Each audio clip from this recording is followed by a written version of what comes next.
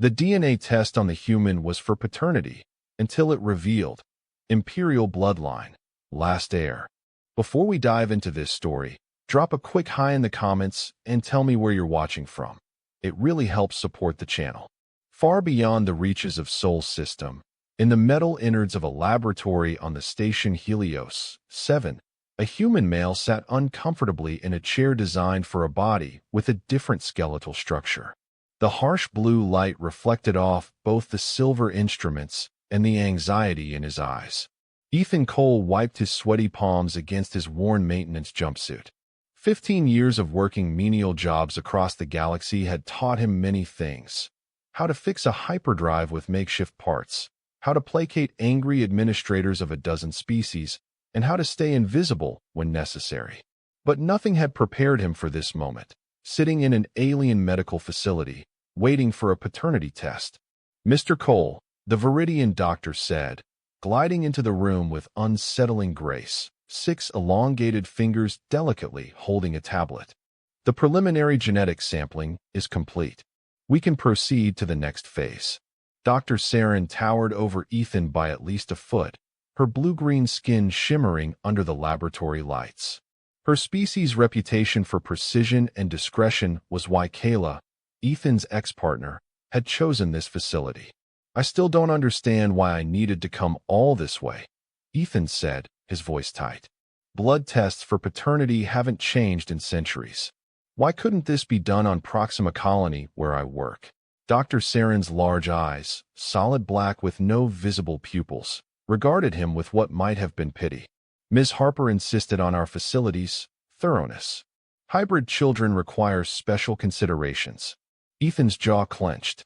8 months ago, he'd ended his 2-year relationship with Kayla Harper, a fellow human who worked as a xenocultural liaison between Earth's diplomatic corps and various alien governments. The breakup had been surprisingly amicable, right until the moment she contacted him last week claiming she was pregnant with his child. A child that, according to her, showed signs of not being entirely human. "That's impossible," Ethan said, repeating the same argument he'd been making for days. "We're both human. How could our child be a hybrid?" "That is what we're here to determine," the doctor replied evenly. "Please extend your arm." Ethan complied, watching as the doctor positioned a gleaming device over his forearm. There was a quick flash of light and a mild burning sensation. "There. Complete genetic mapping initiated," Dr. Saren announced, studying the tablet as data began to flow across its surface. "You may be interested to know that our process doesn't simply confirm parentage. Our techniques were developed for the Galactic Census Initiative, cataloging the genetic heritage of all sentient species in the Orion Cooperative. It's quite thorough. Ancestral patterns dating back thousands of generations can be detected." "Fascinating," Ethan muttered, not bothering to hide his sarcasm. He just wanted this over with. Kayla had refused to speak with him directly, communicating only through her lawyer. If this child wasn't his, and he was nearly certain it wasn't, he wanted proof immediately. Dr. Saren's attention suddenly focused intently on the tablet. Her long fingers tapped rapidly across the surface, her posture stiffening. "Is something wrong?" Ethan asked, sitting up straighter. "No, not wrong. Unexpected." The doctor's voice had changed, becoming more formal. "Excuse me for a moment." Before Ethan could protest, the doctor had glided out of the room, the door sealing behind her with a pneumatic hiss. Alone in the sterile room, Ethan's anxiety multiplied. He'd known this whole situation felt off. Kayla's sudden claim of pregnancy, her refusal to meet face-to-face, the insistence on this specific facility. Something wasn't adding up. Ethan stood, stretching his legs while eyeing the sealed door. His maintenance background had taught him that most systems had back doors, both literal and figurative. Just as he was considering examining the door's control panel, it slid open again. Dr. Saren wasn't alone this time. Behind her stood 2 tall figures in uniform, the distinctive pearl white and gold of the Viridian Security Force. Their elongated faces were expressionless, but their posture radiated authority. "Mr. Cole," Dr. Saren said, her voice now carrying a formality that hadn't been present before. I need to ask you some questions about your family history. Ethan's eyes flicked between the doctor and the security officers. My family. What does that have to do with paternity testing? Please, sit down. Dr. Saren gestured to the chair. It wasn't a request.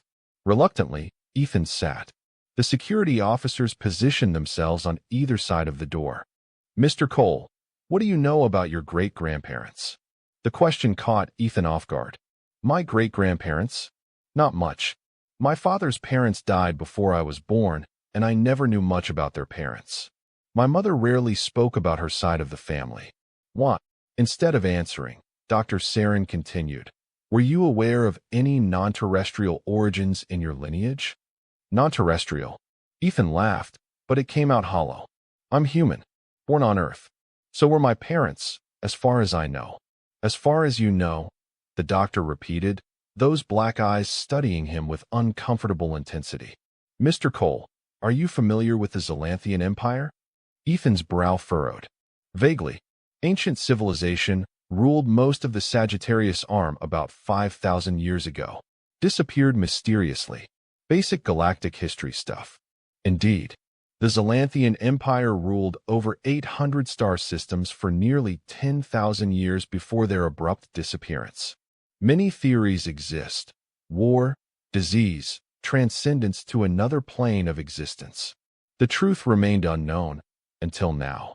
A cold feeling settled in Ethan's stomach. What does this have to do with me? Dr. Saren tapped her tablet, and a holographic display materialized in the center of the room. Complex genetic sequences spiraled in the air between them, sections highlighted in pulsating red. Our genetic archival database contains samples from all known sentient species, including historical records of extinct civilizations. The Zalanthian genetic profile is quite distinctive, most notably their triple helix DNA structure in specific chromosome regions. She pointed to one of the highlighted sections. This is the genetic marker for Zalanthian royal lineage. The doctor swiped across her tablet, and a new genetic sequence appeared alongside the first. This is your DNA, Mr. Cole. Ethan stared at the floating strands.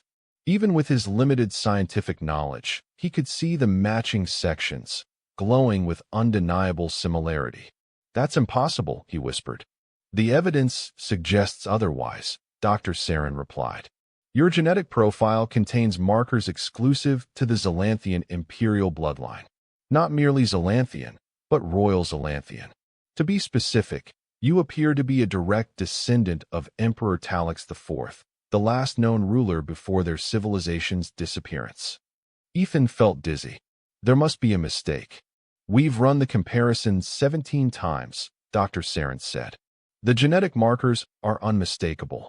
You, Ethan Cole, carry the Imperial Bloodline of the Zalanthian Empire. Based on the genetic drift patterns, we estimate you are approximately 52 generations removed from Emperor Talix himself. So what? Some alien emperor is my great-great-whatever grandfather. That doesn't mean anything now. Their civilization is gone. One of the security officers stepped forward. Not gone, Mr. Cole. Hidden. The officer reached up and tapped a communication device on his wrist. Central Command. This is Commander Varek. Asset secured. Bloodline confirmation positive. Awaiting extraction. Ethan stood abruptly. Extraction? What the hell is going on? Commander Varek regarded Ethan with newfound deference. My apologies, Heir.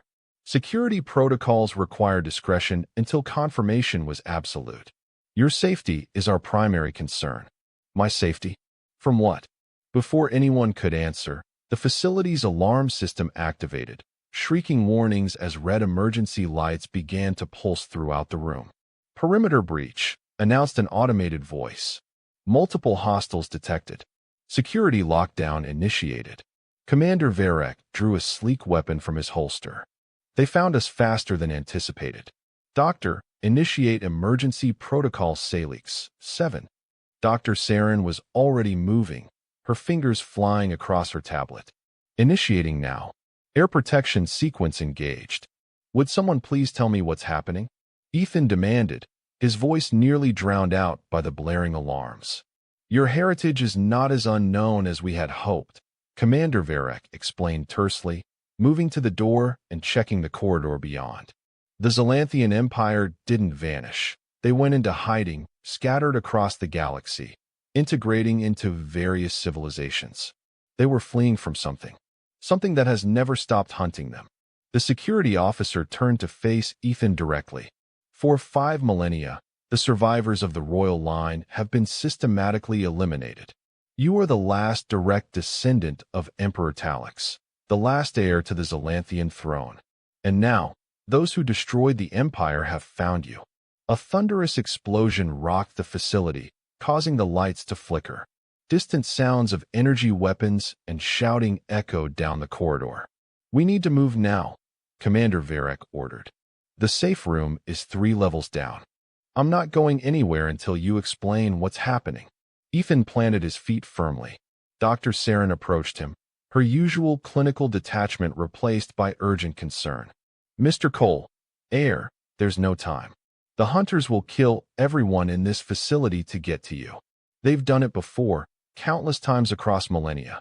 Please, you must come with us." Ethan hesitated, the reality of the situation finally sinking in. The alarms, the weapons fire, this wasn't some elaborate hoax. What about Kayla? Was she even really pregnant? "Ms. Harper is an agent of the Zalanthian Preservation Society," the doctor explained quickly. "She was assigned to locate potential heirs. The pregnancy claim was a necessary deception to get you here for testing. I apologize for the subterfuge, but standard approaches would have put you at risk." Another explosion, closer this time, made the decision for Ethan. "Fine. Lead the way." Commander Varek nodded to his colleague. "Officer Tren, take point. I'll guard our rear." The small group moved swiftly into the corridor, Ethan finding himself in the center of their protective formation. The hallway was bathed in emergency red lighting, making the white walls appear blood-soaked. "This way," Officer Tren directed, leading them toward a service elevator at the end of the corridor. They had almost reached it when a figure stepped out from an intersecting hallway.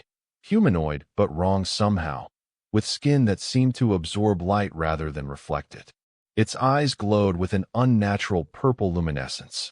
"Hunter!" shouted Commander Varek, raising his weapon. Before he could fire, the creature moved with impossible speed. One moment it stood 20 feet away. The next, it was directly in front of Officer Tren, a blade-like appendage extending from its arm and plunging through the officer's chest. Tren crumpled to the floor without a sound as the creature turned its attention to Ethan. Its face split into a grotesque approximation of a smile, revealing teeth like polished obsidian. "Last heir," it hissed, its voice sounding like multiple voices speaking in disharmonious unison. "End the line." Commander Varek fired his weapon, the energy blast catching the creature in its shoulder. It shrieked, a sound that seemed to bypass Ethan's ears and reverberate directly in his brain, but didn't fall. "Run!" Varek shouted, continuing to fire as he backed up. "Get to the elevator." Dr. Saren grabbed Ethan's arm, pulling him toward the elevator doors. Behind them, Commander Varek engaged in combat with the hunter, his weapon firing in rapid succession as the creature advanced relentlessly toward him.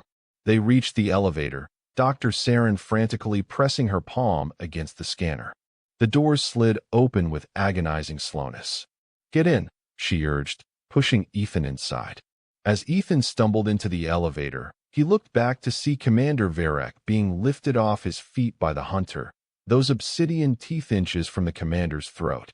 "Close the doors," Ethan said, his voice barely above a whisper. "We can't leave him," Dr. Saren protested, even as she moved into the elevator beside Ethan.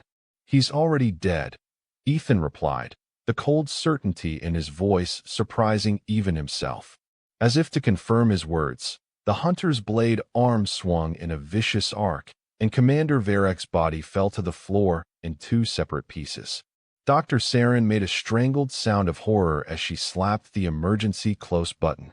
The doors began to slide shut just as the hunter turned its attention back to them, those luminous purple eyes locking onto Ethan with malevolent recognition.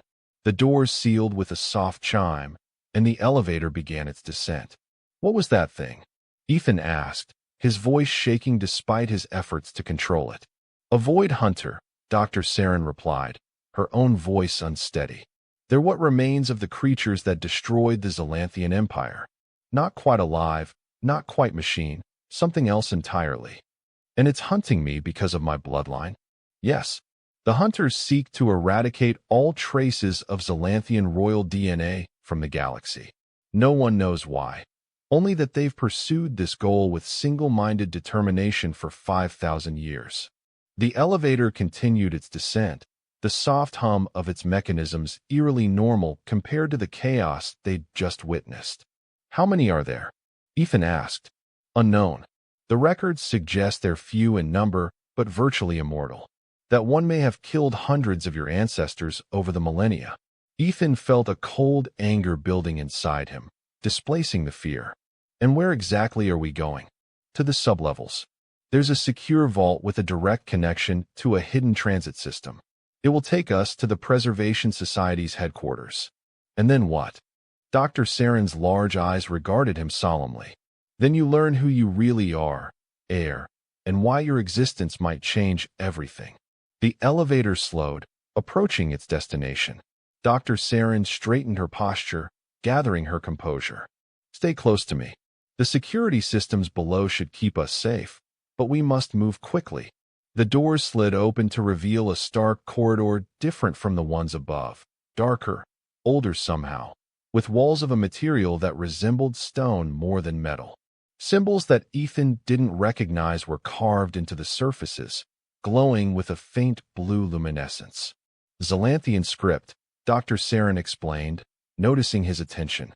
"This facility was built on the ruins of an ancient outpost. The symbols are protection wards. They disrupt the hunter's perception."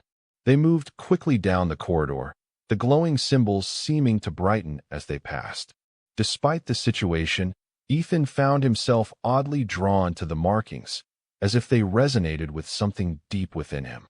"Here," Dr. Saren said, stopping at what appeared to be a solid wall. She pressed her palm against a specific section, and the wall shimmered before dissolving away, revealing a chamber beyond. Inside was a circular room dominated by a platform in its center.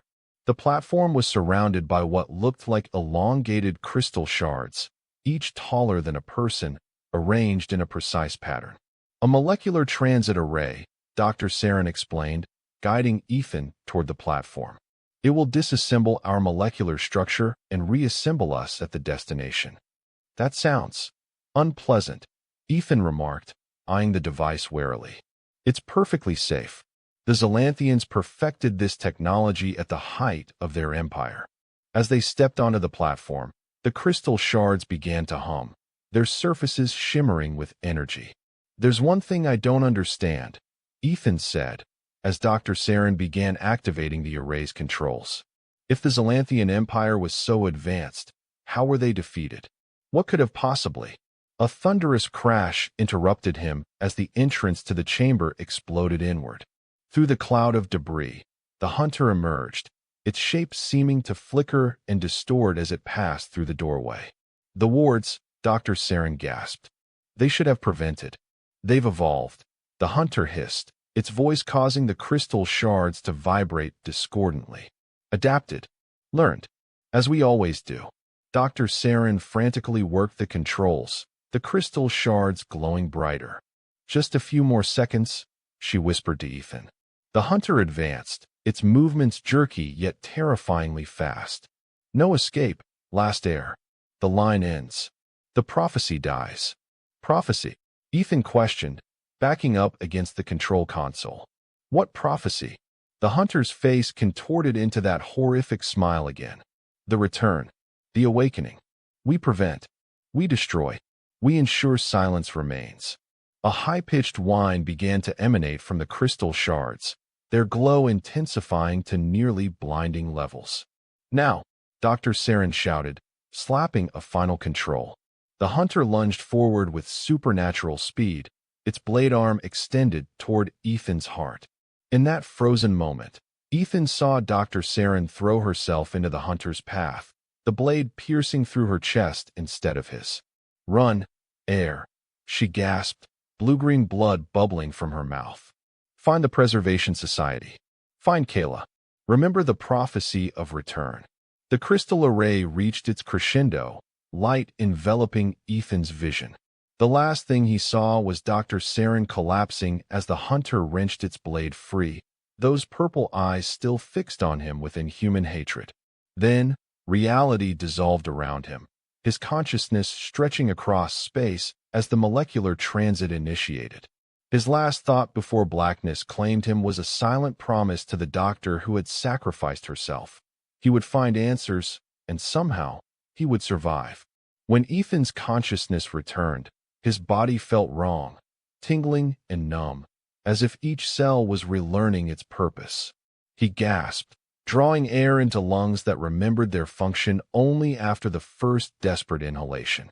Blinking against harsh light, he found himself on his knees on another transit platform, this one surrounded not by crystal shards, but by armed guards pointing weapons at him. Their uniforms were unfamiliar, midnight blue with silver trim, faces obscured by reflective helmets. Identity confirmed, announced a synthesized voice. Zalanthian genetic markers verified. Imperial lineage authenticated. Welcome, Heir. The guards lowered their weapons in perfect synchronization, then knelt on one knee, heads bowed. What? Ethan struggled to his feet, his body still adjusting to reassembly. Where am I? Safe harbor, answered one of the guards, rising and removing his helmet to reveal a face with distinctly non-human features, skin with a subtle metallic sheen, eyes with horizontal pupils. Preservation Society headquarters, hidden moon of Centauri Prime. I am Security Chief Tavros. Dr. Saren. Ethan said, the memory of her sacrifice suddenly vivid. We know, Tavros replied, his expression solemn. The transit system recorded her life signs terminating at the moment of your departure. She died with honor, protecting the bloodline as she was sworn to do. Ethan felt anger rising. I'm tired of people dying for my bloodline. I never asked for this. I don't want any part of it.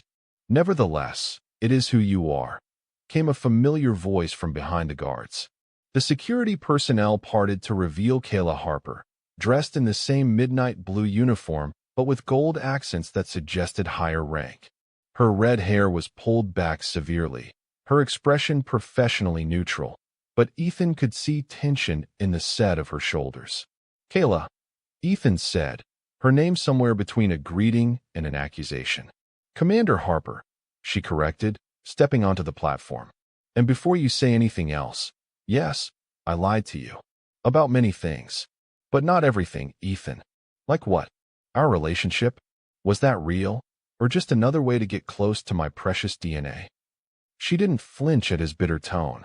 My assignment was to monitor you, yes. The relationship wasn't planned. It was a complication. A complication, Ethan repeated flatly. We can discuss personal matters later, Kayla said, her professional mask firmly back in place. Right now, you need to be briefed. The Void Hunters will have already dispatched additional units to track you. We have limited time. Ethan wanted to argue, to demand answers about their relationship, but the memory of the Hunters' relentless pursuit pushed personal concerns aside. Fine. Brief me. Kayla nodded to Chief Tavros, who gestured toward an exit. This way, Heir. Ethan followed, noting that Kayla kept pace beside him, while the guards formed a protective perimeter around them. They moved through corridors of the same strange stone-like material he'd seen in the sublevel of the medical facility, though here the Zalanthian symbols were more abundant, covering nearly every surface. The Preservation Society has existed for 5 millennia, Kayla explained as they walked. Founded by survivors of the Empire's fall, its mission is twofold: to protect remaining Zalanthian descendants and to prepare for the prophesied return. The hunter mentioned a prophecy too, Ethan said. What exactly does it say? Kayla's steps faltered almost imperceptibly. It's complex. The full text has been lost to time, but the core remains. When the last heir stands at the nexus of worlds, the sleeping empire shall awaken, and the void shall tremble. That's cryptic. Prophecies usually are. She replied with the hint of a smile that reminded Ethan painfully of their time together. But we believe it refers to you, the last direct descendant of Emperor Talix, and your potential to restore what was lost. Restore an empire that's been gone for 5,000 years? That's insane. They reached the end of the corridor, where massive doors carved with intricate symbols slowly parted at their approach. Beyond lay a circular chamber, its domed ceiling a perfect representation of the night sky, stars glittering with unnatural brightness against the deep black. In the center of the chamber stood a group of figures, a diverse collection of species, some familiar to Ethan, others entirely alien. All wore variations of the midnight blue uniform, though each was customized to accommodate their different physiologies. The Council of Preservation, Kayla announced, leading Ethan forward. The leaders of our society, representatives of the worlds that once formed the heart of the Zalanthian Empire. The assembled figures turned as one to observe Ethan's approach, their collective gaze making him intensely aware of his disheveled appearance and maintenance jumpsuit, hardly the image of imperial heritage. One figure stepped forward, humanoid but clearly not human, with skin that shifted colors subtly like oil on water, and eyes that contained swirling galaxies within them. "I am First Counselor Alara," she said, her voice melodious, yet carrying an undercurrent of immense age. "For 300 years, I have led the Preservation Society, waiting for this moment, the finding of the last heir." Ethan felt overwhelmed by the weight of expectation in her voice. "Look, I'm just a maintenance worker from Earth. I fix things that break. I'm not an emperor or a savior or whatever it is you're hoping for." First Counselor Alara smiled, the expression transforming her alien features into something strangely compassionate. "You are precisely what we hoped for, Ethan Cole. Someone untouched by expectation, unshaped by the burden of knowledge. The prophecy speaks not of a trained ruler, but of one who carries the blood yet knows not its power. And what exactly is this power? Because so far, all it's gotten me is chased by nightmare creatures and responsible for deaths." The counselor's expression sobered. "The Void Hunters are relentless, yes. They have pursued your bloodline across millennia because they fear what you represent, the possibility of awakening." "Awakening what?" Instead of answering directly, Alara turned and gestured to the star-filled dome above them. "What do you see, Ethan Cole?" Ethan looked up, bewildered by the seemingly irrelevant question. "Stars. A map of the galaxy, I guess." "Not quite," Kayla said quietly beside him. "This is a real-time observation. Those are actual stars you're seeing, not a representation." "Impossible," Ethan replied automatically. "No observation system could." "Not an observation system," Alara interrupted. "A connection. The Zalanthians did not build their empire with weapons or conquest, but with something far more powerful, harmony. They discovered the fundamental truth that all matter, all energy in the universe is connected. They learned to access that connection, to manipulate it, to use it to link worlds across vast distances." She gestured, and the star field above them shifted, zooming in to focus on a particular region. 5,000 years ago, the Empire spanned this entire sector. Hundreds of worlds, billions of lives, all living in unprecedented prosperity and peace. Until they came. The view changed again, and Ethan saw darkness spreading across the star field, not the natural darkness of space, but something wrong, something that seemed to devour the light of the stars it touched. "The void," Alara continued, her voice heavy with ancient sorrow. "We don't know what they truly are or where they came from. Some believe they're from outside our universe entirely, entities that exist in the spaces between realities. What we do know is that they feed on connection, the very foundation of Zalanthian power." "So these hunters," Ethan said slowly, "they're what? Scouts? Soldiers? Fragments?" Another counselor spoke up, this one a being composed of what appeared to be crystalline structures. "Pieces of the greater void, given form to hunt in our reality.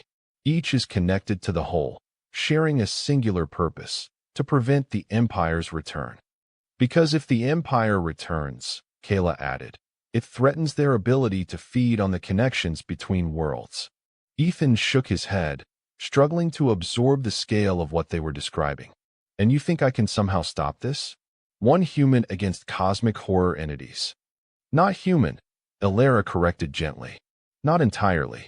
The Zalanthian royal line carried something unique.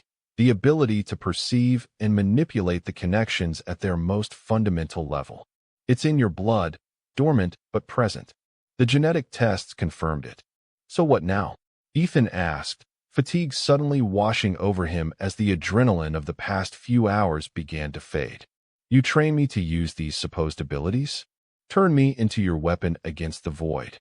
No, Elara replied, her voice firm. We protect you while you choose your own path. The prophecy speaks of choice, not coercion. The last heir stands at the nexus of worlds, stands, not is forced. Before Ethan could respond, an alarm sounded throughout the chamber. The starfield above them rippled, sections of it darkening ominously. Void activity detected, announced an automated voice. Multiple incursions in sectors 7 through 12. Defensive protocols engaged. Chief Tavros stepped forward, hand already on his weapon. They found us faster than anticipated. We need to move the heir to the inner sanctum immediately. Elara nodded gravely. Proceed. I will join the defensive teams. As the council members dispersed with urgent efficiency, Kayla gripped Ethan's arm. Come with me. Quickly. Where are we going? Ethan asked, allowing her to guide him toward a small, inconspicuous door at the far side of the chamber. To the heart of the society's sanctuary, she replied, her voice tight with controlled fear. The one place the void cannot reach, the Nexus chamber. As they hurried through the door and down a narrow spiral staircase, the distant sounds of combat began to echo through the facility. Energy weapons, shouted commands, and underneath it all, that mind-piercing shriek that Ethan recognized from the Void Hunter. They're inside already, he said, the realization chilling his blood. Kayla's grip on his arm tightened. The outer defenses must have failed. We need to hurry. They descended deeper, the staircase seemingly endless. The walls here were different. Not the stone-like material of the upper levels, but something that appeared almost liquid, shifting colors and patterns as they passed. Living crystal, Kayla explained, noticing his fascination despite their haste. The last remaining sample from the heart of the Zalanthian throne world. It responds to the royal bloodline. As if to confirm her words, the walls pulsed with increased luminosity as Ethan passed, trails of light following his movements like ripples in water. Finally, they reached the bottom of the staircase, emerging into a small antechamber. At its center stood a circular door unlike anything Ethan had seen before, not metal or stone, but what appeared to be solid light, swirling in complex patterns. The Nexus chamber, Kayla said, releasing his arm and moving to a control panel beside the door. Only those with Zalanthian blood can enter. Even I cannot follow you inside. You expect me to go in alone? Ethan asked incredulously. After everything that's happened? Kayla paused in her work at the panel, turning to face him fully. For the first time since their reunion, her professional mask slipped, revealing the woman he had known, and, despite everything, still cared for. I'm sorry, Ethan, for the deception, for dragging you into this war you never asked to join, but not for finding you. Her eyes held his, sincere and unwavering. The galaxy needs you. I need you to trust me one more time. Above them, the sounds of battle grew louder.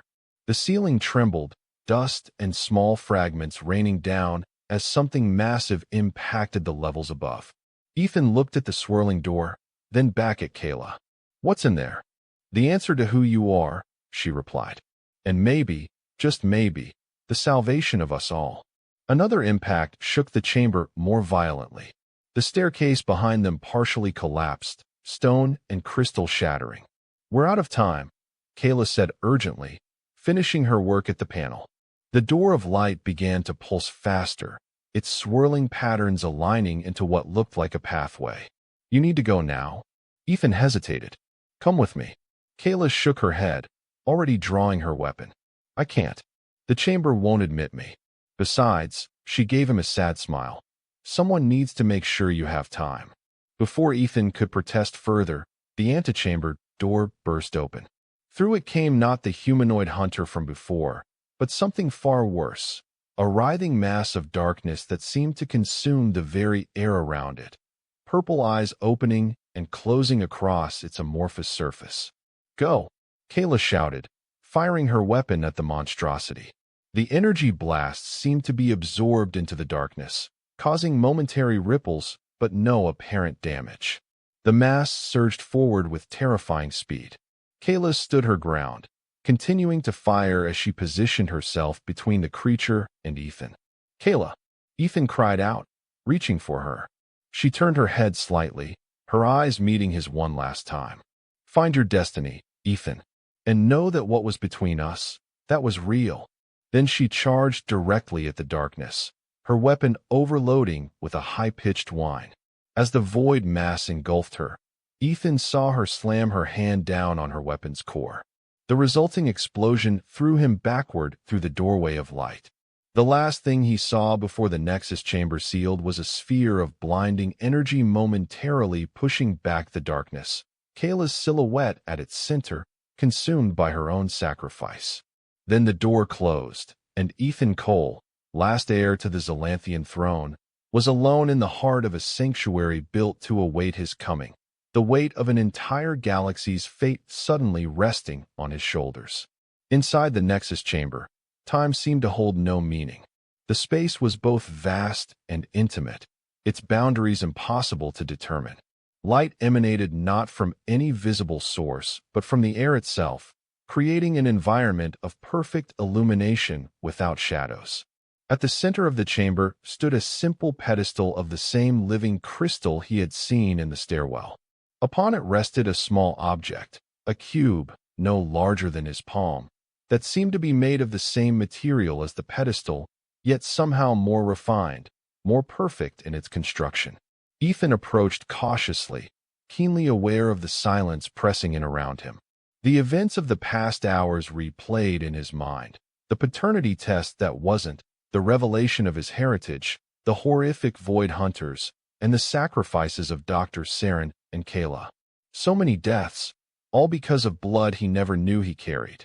As he neared the pedestal, the cube began to glow, responding to his presence. Ripples of light cascaded across its surface, forming patterns similar to the Zalanthian script he had seen throughout the facility. Something about those patterns resonated within him, as if part of his mind recognized a language he had never studied. "What am I supposed to do?" he asked aloud, his voice sounding strangely flat in the dimensionless chamber. To his surprise, the cube responded, the patterns shifting to form new configurations before a gentle voice emanated from it. Not sound exactly, but something that translated directly into understanding in his mind. "You are here. At last, the bloodline returns to the Nexus." Ethan nearly stepped back in shock. "You can speak."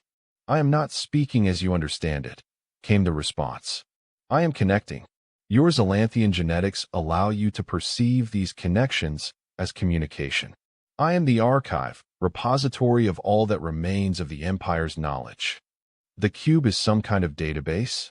Ethan asked, trying to make sense of the situation. "I am more than data.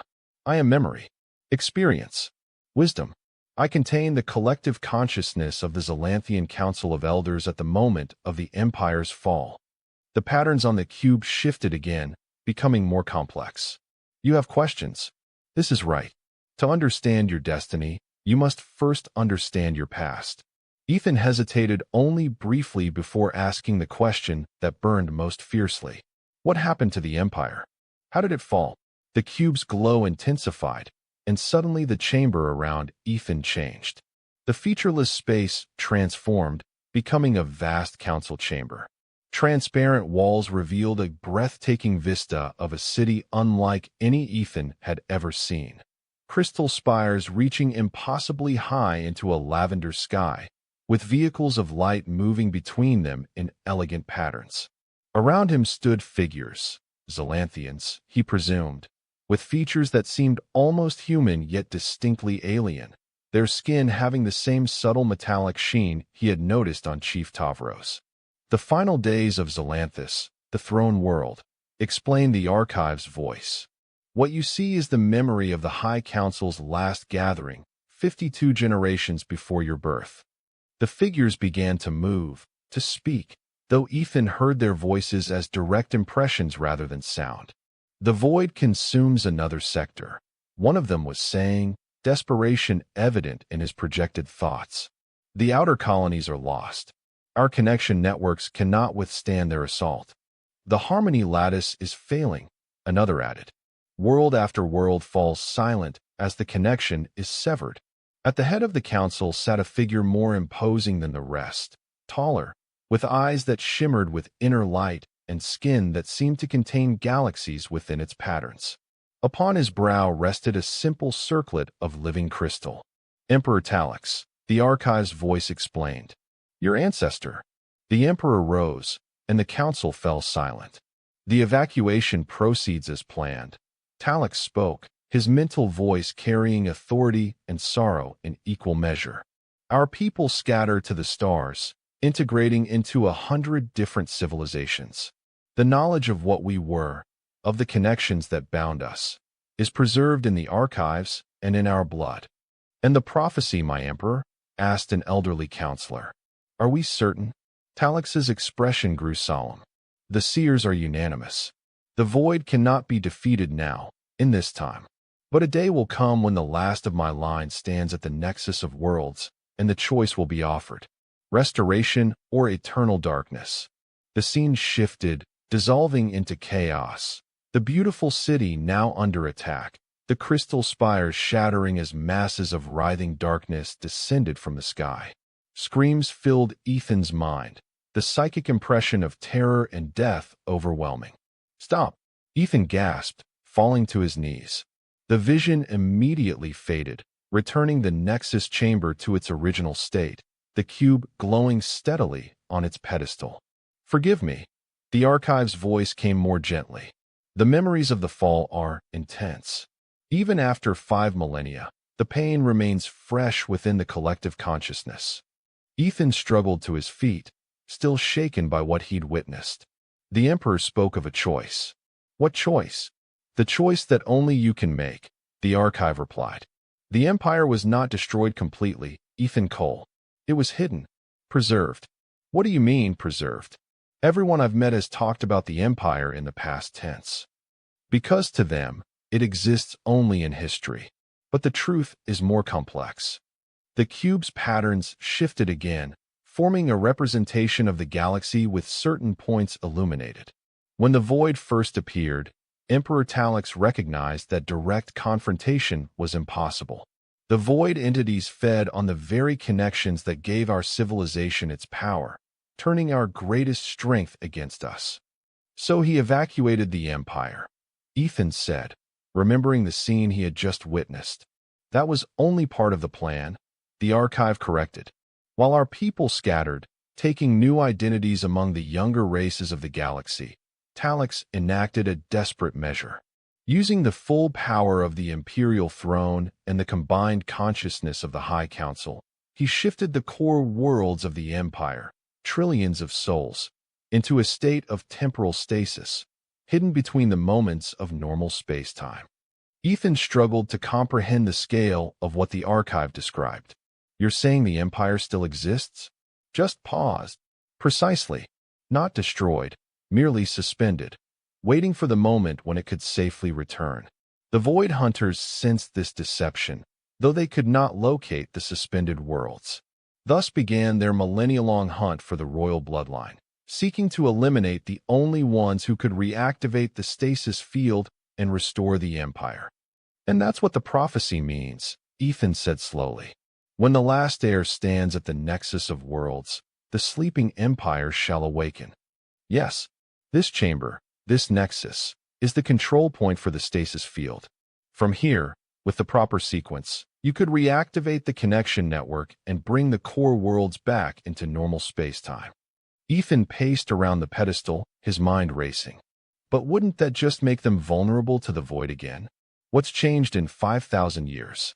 That, The archive responded, is the crux of the prophecy's final line, and the void shall tremble.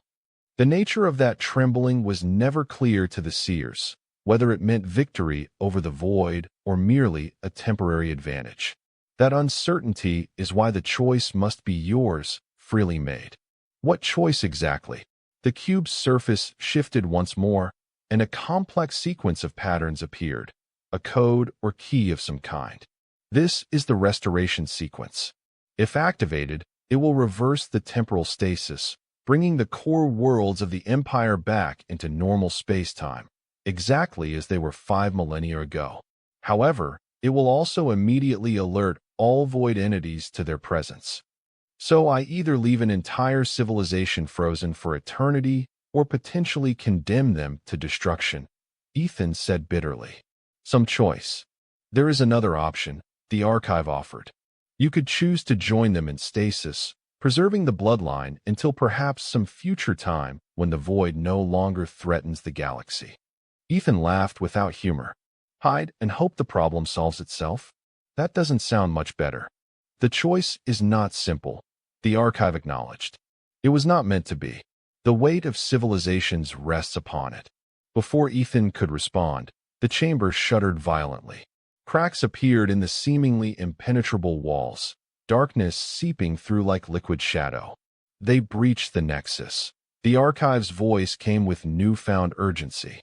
The hunters have evolved beyond our defensive measures. You must decide quickly, Ethan Cole. How? Ethan demanded, panic rising as the darkness spread. I don't know what to do. I'm not an emperor or a savior. I'm a maintenance worker. Perhaps, the archive replied. That is precisely why you were chosen. 5,000 years of guardians trained from birth in imperial traditions failed to find a solution. Perhaps what is needed is not another emperor, but someone who sees connections differently. Someone who fixes what is broken. The darkness continued to seep in, tendrils of void matter reaching across the floor toward the pedestal. As they approached, the living crystal began to dim, its light fading wherever the darkness touched it. The nexus weakens, the archive warned.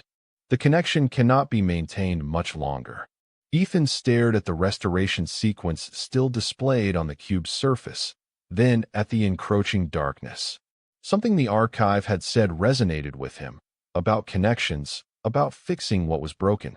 As a maintenance worker, he had developed an intuitive understanding of systems, of how components interrelated, of pressure points and vulnerabilities. Wait, he said suddenly, studying the sequence more carefully. This restoration process, it's essentially reactivating a network, right? Re-establishing connections between points in space-time. Yes, the archive confirmed. The stasis field functions by maintaining quantum entanglement between all particles in the core worlds, preserving their exact state outside normal time flow. And the void feeds on these connections, Ethan continued, his mind racing ahead. That's why they were able to devastate the Empire so quickly. They turned its own connection network into a feeding ground. Correct. Then we're thinking about this all wrong. Ethan began pacing faster, the pieces falling into place. What if instead of trying to hide the connections or fight the void directly, we changed the nature of the connections themselves? The archive's response held a note of curiosity. Elaborate. In my work, when a system is compromised, sometimes the solution isn't to shut it down or try to patch the vulnerability. It's to reconfigure it entirely. Ethan gestured toward the restoration sequence. This assumes we're bringing back the Empire exactly as it was, with the same connection structure that was vulnerable to the void. But what if we could modify that structure during restoration? Create a network the void can't feed on. Such a modification would be unprecedented, the archive replied, but Ethan detected a hint of excitement in its mental voice. The restoration sequence was designed to be exact, perfect in its replication. Perfect for a situation 5,000 years ago, Ethan countered. But maybe what we need now is imperfect, adaptable, human. Another violent tremor shook the chamber. The darkness had now covered nearly half the floor, advancing inexorably toward them. Time grows short, the archive warned. What do you propose? Ethan knelt beside the pedestal, studying the cube and its patterns intently. Show me how the sequence works. Not just the activation codes, but the underlying structure. If I'm going to modify it, I need to understand it completely. The cube's surface shifted again, displaying layer upon layer of intricate patterns. The full complexity of the restoration sequence laid bare. To Ethan's surprise, he found he could follow it, almost as if the Xylanthian part of his genetic makeup was translating the alien mathematics into concepts he could grasp. The primary vulnerability, Ethan muttered, tracing a particular pattern, is the synchronicity. All connections re-establish simultaneously, creating a massive energy surge the void can detect and feed upon. He looked up, excitement building. But what if we staggered the restoration? Brought back the worlds in sequence rather than all at once, establishing new connection pathways between them as they reintegrate. A cascading restoration, the archive mused. It would reduce the initial energy signature, potentially confusing the void's feeding instincts. But the sequence would need to be completely redesigned, a task that took the High Council years to perfect. We don't have years, Ethan replied grimly, glancing at the advancing darkness. We have minutes at best. But we do have one advantage they didn't. And that is, I've spent 15 years fixing things on the fly with limited resources and impossible deadlines. Ethan smiled thinly. Improvisation is my specialty. With that, he placed his hands directly on the cube. Immediately, a shock ran through his system, not painful but intensely disorienting, as if his consciousness was suddenly expanded beyond the confines of his body. He found himself immersed in the restoration sequence, perceiving its structure not as abstract mathematics, but as an actual physical network, a lattice of light connecting countless points across space and time. And within that lattice, he could see the weaknesses, the points where the void had originally breached the Empire's defenses. The synchronous activation created a massive flare of connection energy, like a beacon broadcasting across the universe. There, Ethan thought, identifying the primary junction points in the network. If we modify these, create a staged activation sequence. He began to work, manipulating the lattice with his mind, rearranging connection pathways and timing sequences. It was the most complex system he had ever encountered, yet somehow familiar, as if he had been preparing for this task his entire life without knowing it. In the physical world, the darkness crept closer to the pedestal, now mere feet away. The chamber's walls were cracking further, the protective barriers of the Nexus failing against the void's relentless assault. The breach widens, the archive warned, its voice seeming distant as Ethan remained immersed in the lattice. You must complete the modifications soon. Almost there, Ethan replied, his consciousness split between the conceptual lattice and the physical danger. The new sequence creates a false pattern, a decoy that should attract the void's attention while the actual restoration happens through secondary pathways. Ingenious, the archive commented. But will it work? Only one way to find out. With a final adjustment, Ethan completed the modified sequence. His consciousness snapped back to his body just as the first tendrils of darkness touched the pedestal's base. The living crystal dimmed further, its light faltering. Now, Ethan Cole, the archive urged. Activate the sequence. Ethan hesitated for just a moment, the weight of his decision pressing upon him. Trillions of lives depended on his improvised solution. If he failed, he might be dooming not just the suspended empire, but potentially the entire galaxy to the void's hunger. Then he thought of Dr. Saren, of Commander Varek, of Kayla, all who had sacrificed themselves believing in the prophecy, believing in him. He would not let their deaths be meaningless. With determined resolve, Ethan pressed his palm against the cube's surface and mentally initiated the modified restoration sequence. The effect was immediate and dramatic. The cube blazed with light so intense it seemed to burn away the darkness touching the pedestal. The chamber filled with a high-pitched harmonic tone as the Nexus activated, channeling energy on a scale Ethan could barely comprehend. Through his connection to the cube, Ethan could perceive the process unfolding across the galaxy, the stasis field dissolving in carefully orchestrated stages, world after world reintegrating into normal space-time through pathways designed to confuse and misdirect the Void's attention. And it was working. He sensed the Void Hunters' confusion as they detected restoration energies in multiple locations simultaneously, their single-minded purpose temporarily fragmented by contradictory information. The darkness in the chamber recoiled, pulled in multiple directions as the entities controlling it struggled to determine the true source of the restoration. Then came a backlash Ethan hadn't anticipated. As the first worlds fully reintegrated, the Void entities launched a desperate assault, concentrating their entire collective presence on the Nexus chamber itself. The darkness surged forward with renewed force, engulfing the pedestal entirely despite the cube's brilliant light. They adapt, the archive warned, its voice distorted. They recognized the deception.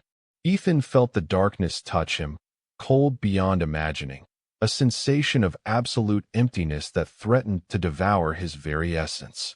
But he maintained his connection to the cube, to the restoration sequence, refusing to let go. Keep going, he gritted through clenched teeth. We're too far in to stop now. The process continued, more worlds reintegrating with each passing moment. Through his expanded awareness, Ethan caught glimpses of these worlds, majestic cities of crystal and light, populations awakening from what to them had been no time at all, unaware that 5 millennia had passed in the galaxy around them. The Void pressed harder, the darkness now crawling up Ethan's arms, numbing and burning simultaneously. He sensed its hatred, its hunger, its singular determination to stop what he had begun. The final stage approaches, the archive announced, its voice growing stronger as more of the Empire returned. The throne world itself prepares to reintegrate. This was the moment of greatest vulnerability. The return of Xalanthus, the heart of the Empire, would complete the new connection network. The Void knew this too, focusing all its terrible power directly on Ethan. I can't hold it much longer. Ethan gasped, his consciousness beginning to fragment under the Void's assault. You must, the archive insisted. Only your royal blood can complete the sequence. You are the key, Ethan Cole, the lock and the key both. The darkness had enveloped Ethan completely now, only his connection to the cube keeping him anchored to reality. He could feel himself slipping, the human part of his mind shutting down under the impossible strain. In that moment of near defeat, something unexpected happened. Deep within his genetic makeup, dormant patterns activated, the full expression of his Xalanthian heritage, awakened by the extreme duress and proximity to the cube. Suddenly, Ethan could see the Void not as an invincible force but as a pattern itself, complex, alien, but ultimately understandable. And what could be understood could be countered. With newfound clarity, he made one final modification to the restoration sequence, not to hide from the Void, but to confront it directly. As Xalanthus began its reintegration, Ethan channeled the full power of the throne world directly through his own consciousness, creating a feedback loop in the very connections the Void sought to feed upon. The effect was catastrophic for the Void. The entity shrieked in Ethan's mind, a sound of rage and pain that transcended physical hearing. The darkness convulsing around him, caught in a trap of its own making. What have you done? The archive asked in wonder. Turned their strength against them. Ethan managed to reply, though speaking took tremendous effort. They feed on connections, so I gave them one they can't handle. The direct connection to the Imperial throne itself, filtered through human consciousness. A connection they've never encountered before. The throne world completed its reintegration, the restored empire now fully present in the galaxy once more. The new connection network stabilized, operating on principles the Void couldn't easily adapt to, a hybrid of Xalanthian precision and human improvisation. The darkness around Ethan began to dissipate, retreating from the Nexus chamber as the Void entities withdrew, wounded and confused by the unprecedented attack. As the last of the darkness faded, Ethan collapsed beside the pedestal, his body and mind pushed beyond their limits. The cube continued to glow, but more gently now, its purpose fulfilled. "It is done," the archive announced, its voice filled with something like awe. "The Empire returns, and the void retreats. The prophecy is fulfilled, though in a way none could have foreseen." Ethan tried to respond, but found he couldn't speak. His consciousness was fading, the strain of channeling such vast energies too much for his partly human physiology. "Rest now, last heir," the archive said softly. "You have earned it." As darkness of a different kind, the simple darkness of unconsciousness, claimed him. Ethan's final thought was not of empires or prophecies or cosmic entities. It was of Kayla, of her final words to him. What was between us, that was real. He hoped. Wherever she was, she knew he had not wasted her sacrifice. When Ethan awoke, he was no longer in the Nexus chamber. Instead, he found himself in a room that seemed to blend Zalanthian and human design elements. The living crystal walls now interspersed with more familiar materials, the alien angles softened to accommodate human perception. He was lying on something like a bed, though it contoured to his body in a way that suggested advanced technology. A large window revealed a breathtaking vista, a city of crystal spires against a lavender sky, exactly as he had seen in the archive's vision, yet subtly different, adapted somehow. "The patient awakens," came a familiar voice. Ethan turned his head to see Dr. Saren approaching his bedside, very much alive and seemingly uninjured. "You're dead," Ethan said bluntly, his voice hoarse from disuse. "I saw you die." Dr. Saren's expression held something like amusement. "What you saw was my physical form on Helios, 7 Terminate. But Zalanthian technology has long since overcome such limitations." She gestured to herself. "This is a new physical vessel, grown from my stored genetic template. My consciousness was transferred the moment before termination, a standard precaution for Preservation Society operatives."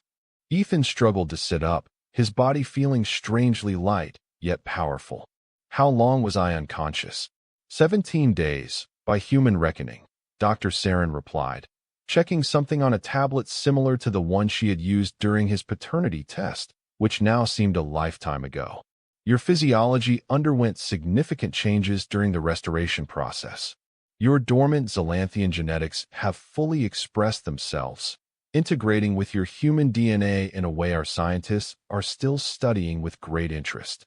Ethan looked down at his hands, noticing for the first time the subtle metallic sheen to his skin, similar to what he had seen on Chief Tavros, but less pronounced, a blend of human and Zalanthian characteristics. "And the Empire?" he asked. "Did it work? Are they all back?" Dr. Saren's expression softened. "See for yourself." She gestured toward the window.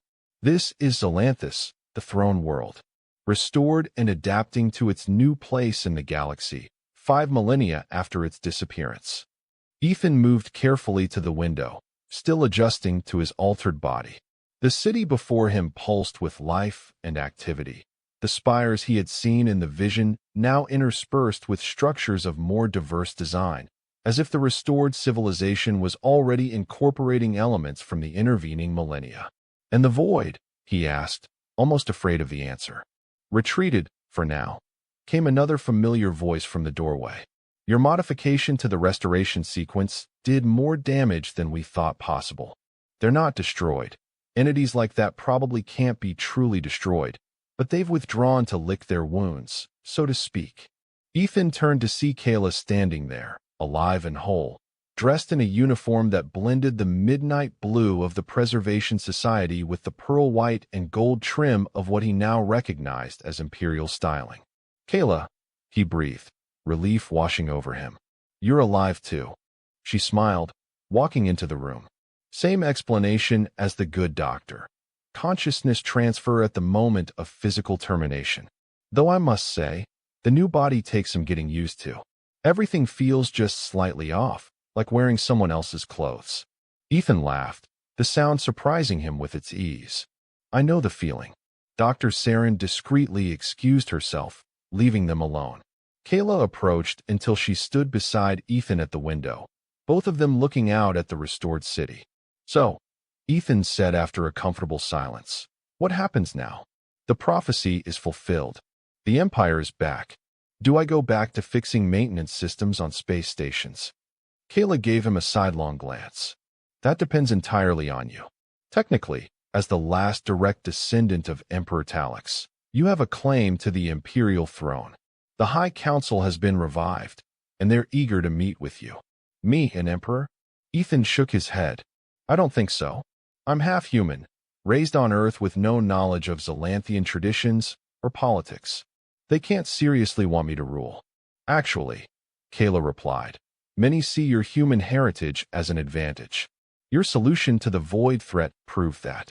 5,000 years of Zalanthian thinking couldn't solve the problem. It took a human perspective, your perspective, to find a new approach." She turned to face him directly. "The Empire needs to adapt to a galaxy that's moved on without it. The restoration isn't just about bringing back what was lost. It's about creating something new, a civilization that combines the best of what the Zalanthians were with all that's developed since. Who better to guide that process than someone who embodies that very combination?" Ethan considered her words, looking out at the city again. The idea was terrifying, overwhelming, and yet strangely appealing. Not for the power or status, but for the potential to build connections, to create harmony in a galaxy that had known too much conflict. "And what about us?" he asked quietly, turning back to Kayla. "Was it all just the mission? Now that the prophecy is fulfilled, do we go our separate ways?" Kayla's professional composure slipped, vulnerability showing in her eyes. "I meant what I said in the antechamber, Ethan. What was between us was real, complicated by duty and secrets, yes, but real nonetheless." She hesitated. "What happens next between us is up to you. I've completed my mission, but I find I'm not ready for it to end." Ethan reached out, taking her hand. It felt right, despite everything that had happened, despite the changes to both of them. "Neither am I." Before Kayla could respond, a chime sounded, and the door to the room opened once more. First Counselor Alara entered, her shifting color skin and galaxy-filled eyes even more impressive in person than they had been in the chamber beneath the Preservation Society headquarters. "Forgive the interruption," she said, her melodious voice carrying that same undercurrent of ancient wisdom. "But the High Council awaits, and there are matters of great importance to discuss." Ethan nodded, not releasing Kayla's hand. "I'm ready." As they followed Alara through corridors of living crystal and metal alloys, Ethan absorbed the sights of the restored throne world. Everywhere, Zalanthians moved with purpose, their civilization resuming after what was, to them, merely a momentary pause. Many stopped to bow respectfully as he passed, word of his identity having clearly spread. They entered a vast chamber that Ethan recognized from the archive's vision, the High Council chamber, though now with subtle modifications reflecting the passage of time. Around an enormous circular table sat representatives of the core worlds, a diversity of appearance reflecting the Empire's vast reach. At the head of the table stood an empty chair, more throne than chair really, crafted from living crystal that seemed to pulse with inner light. The Imperial seat, Ethan realized, intended for him.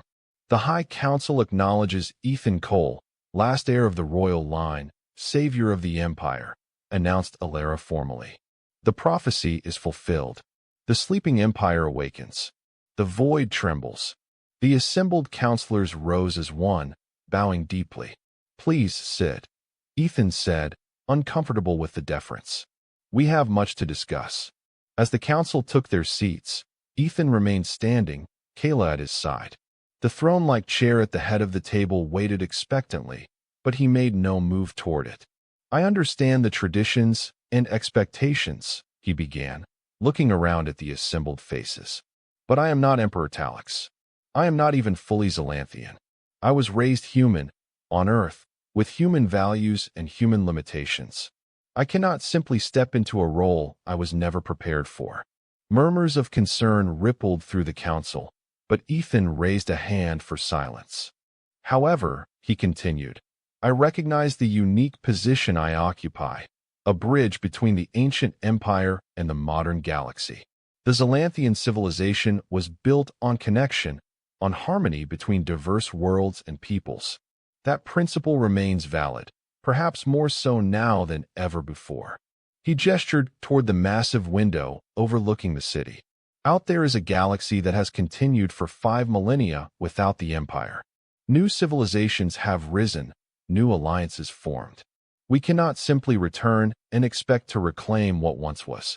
Instead, we must build something new, a civilization that honors Zalanthian traditions while embracing change and diversity.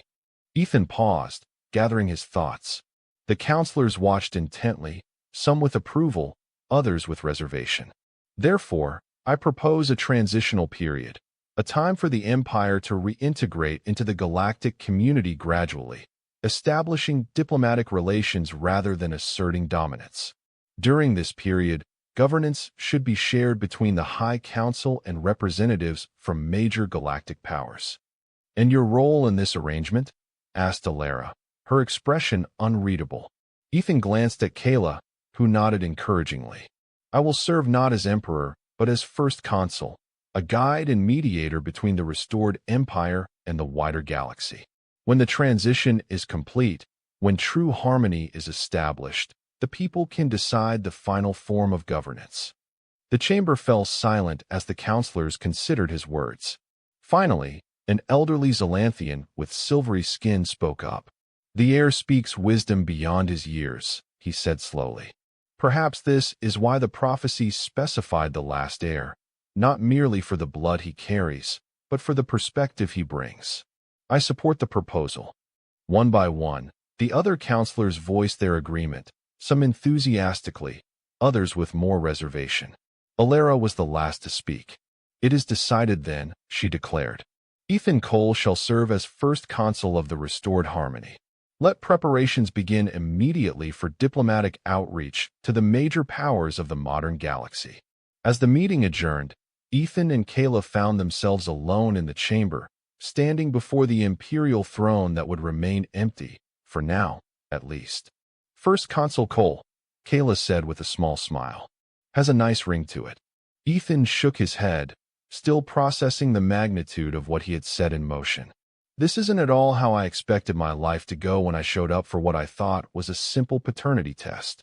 "Life rarely follows our expectations," Kayla replied, her expression turning more serious.